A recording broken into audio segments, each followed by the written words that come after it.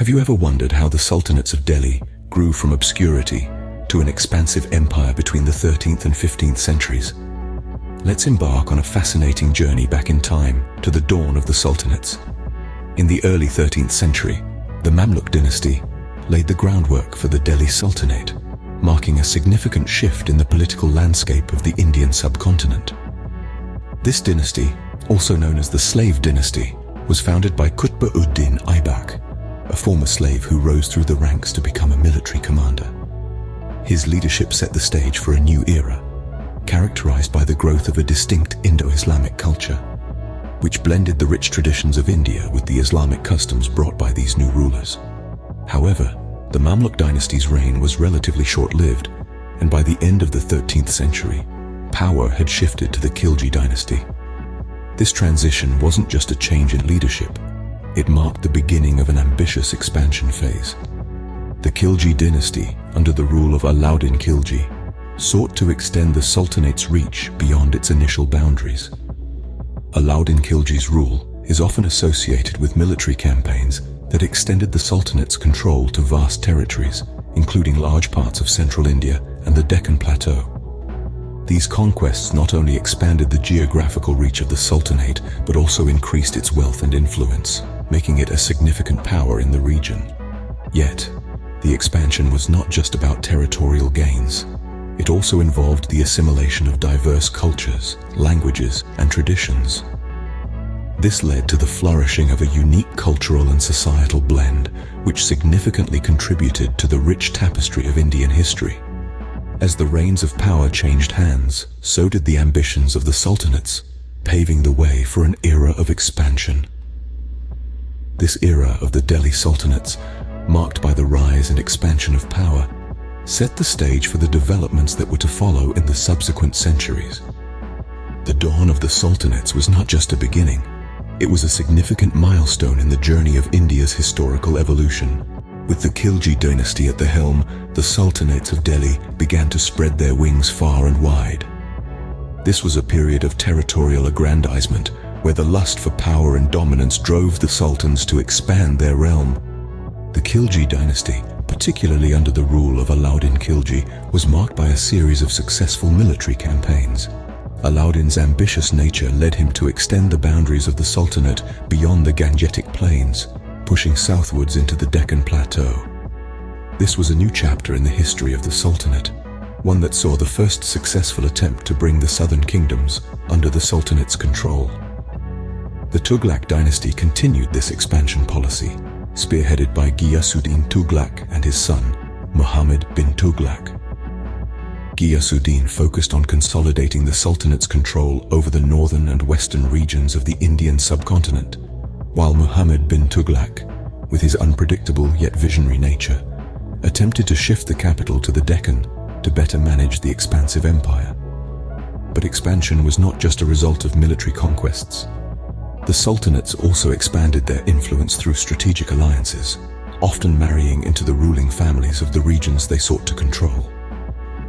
This allowed them to create a network of allies, which further strengthened their hold over the subcontinent. However, with expansion came the challenge of ruling over a diverse set of cultures and peoples. The Sultanates had to devise ways to administer these vast territories, maintain law and order, and ensure the smooth running of the empire, a task that was easier said than done. This led to the introduction of administrative and revenue systems such as the Iqta System, which we will discuss in the next scene. The Sultanate's territory grew, but so did the challenges of managing such a diverse and vast empire. The expansion phase was surely a glorious period for the Sultanates, but it also marked the beginning of a series of complexities that would test the mettle of the sultans in the centuries to come. How do you effectively manage an empire that spans across diverse regions and cultures? The Sultanates had an answer: the Iqta System. The Iqta System, a unique form of administrative control, was the backbone of the Sultanate's governance. It was a system of land grants, a bit like the feudal system of medieval Europe, but with its own distinct flavor. Here's how it worked. The Sultan, the head of the empire, would grant a piece of land or an Iqta to a noble. This wasn't a gift or a hereditary right, but rather an exchange. In return for the Iqta, the noble, Now an Iqta holder was expected to provide military service to the Sultan. This could involve leading troops into battle, maintaining law and order, or even suppressing rebellions. The Iqta holder wasn't a landowner, but a manager, responsible for the collection of taxes and the maintenance of the land.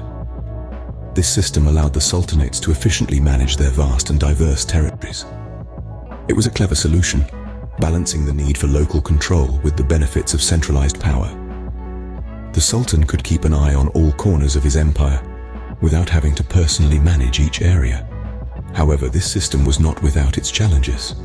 The Iqta holders, while loyal to the Sultan, were also powerful figures in their own right. They had control over vast territories, they commanded their own armies, and they had access to significant wealth through tax collection. This power dynamic created a delicate balance. On one hand, the Iqta system provided stability and control, enabling the Sultan to govern effectively and maintain the unity of the empire. On the other hand, it also sowed the seeds of potential rebellion and dissent.